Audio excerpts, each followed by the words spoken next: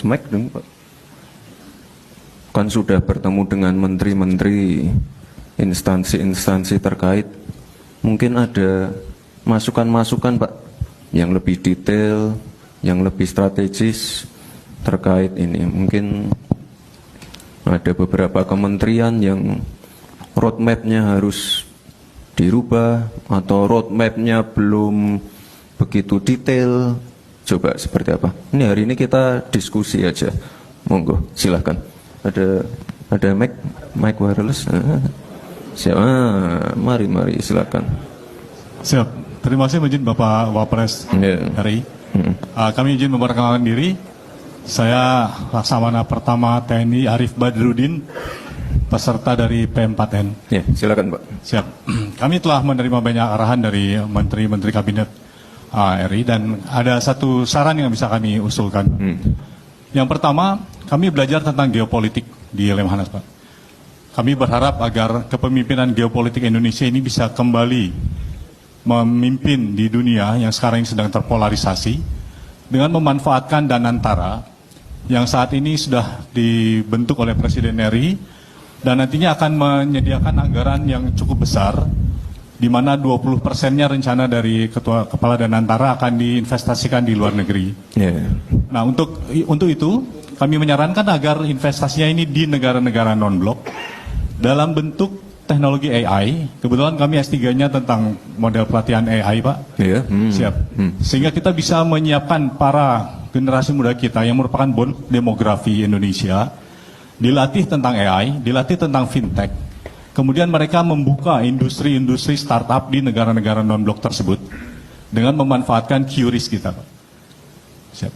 Kami telah melakukan, untuk taskap kami adalah model pelatihan Artificial Intelligence yang telah kami terapkan di beberapa instansi, terutama di Angkatan Laut, Pak.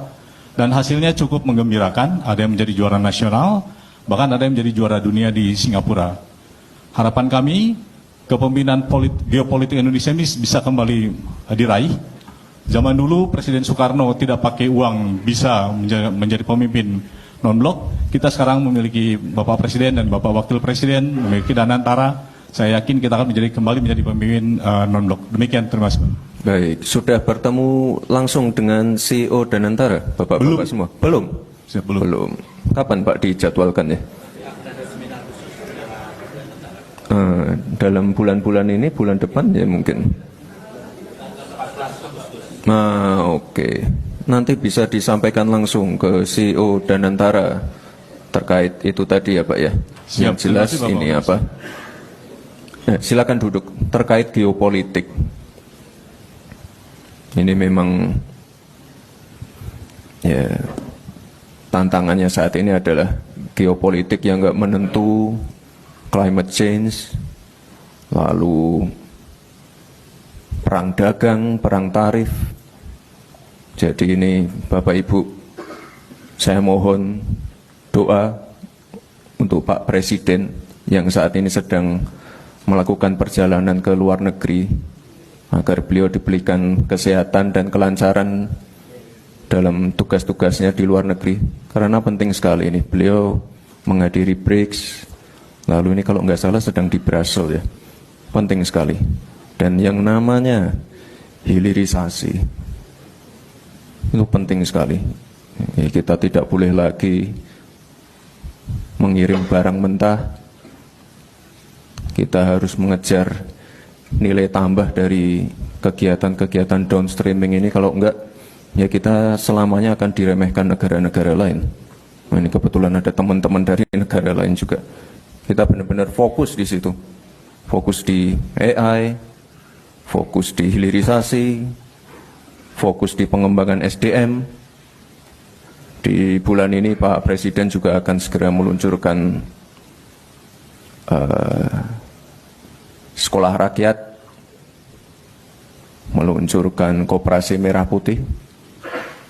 Nah, ini untuk menghadapi tantangan-tantangan ke depan. Geopolitik, Rusia, Ukraina, Israel, Palestina, Israel, Iran, perubahan iklim. Kemarin juga Jakarta, Bekasi, Tangerang, saya baru pulang dari Tangerang juga banjir. Ini harus ditindaklanjuti juga. Banjir, kekeringan ekstrim. Lalu masalah perang tarif.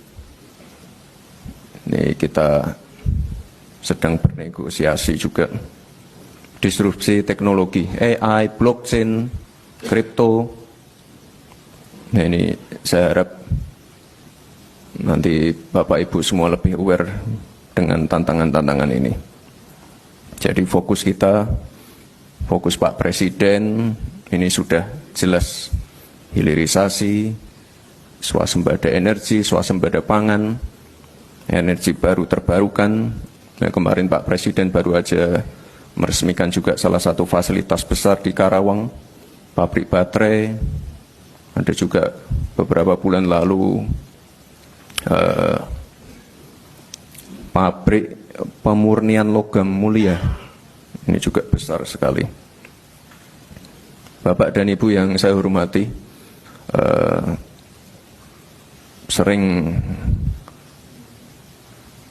sering saya paparkan pada waktu saya masih wali kota, kampanye, debat pilpres tentang pentingnya ini bonus demografi.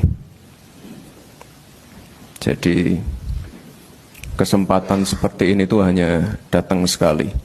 Jadi kita harus benar-benar hati-hati menyiapkan SDM terbaik. Itulah tadi kenapa Pak Presiden menyiapkan sekolah rakyat. Selain sekolah rakyat ada juga sekolah Garuda, sekolah unggulan.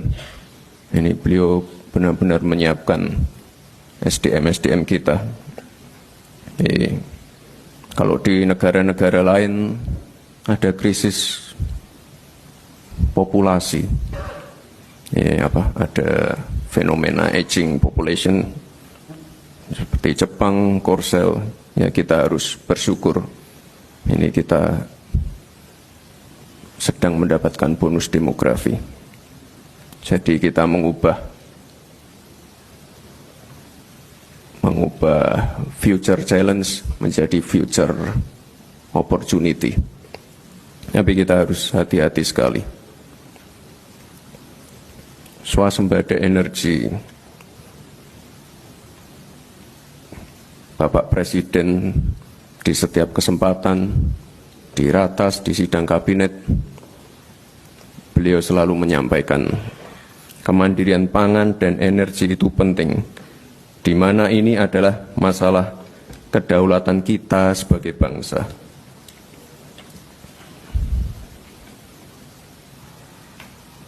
Saya baru aja pulang dari Jogja, panen tebu. Lalu dari Banyuwangi panen tebu juga. Beberapa waktu yang lalu panen beras di Ngawi. Ini saat ini stok beras kita capaiannya tertinggi selama 23 tahun terakhir, 4,25 juta ton. Ini sangat luar biasa sekali. Di mana negara-negara lain lagi kekurangan, kita surplusnya luar biasa ini. Ini kalau masalah beras sudah kita beresi ya. Masalah air, masalah pupuk,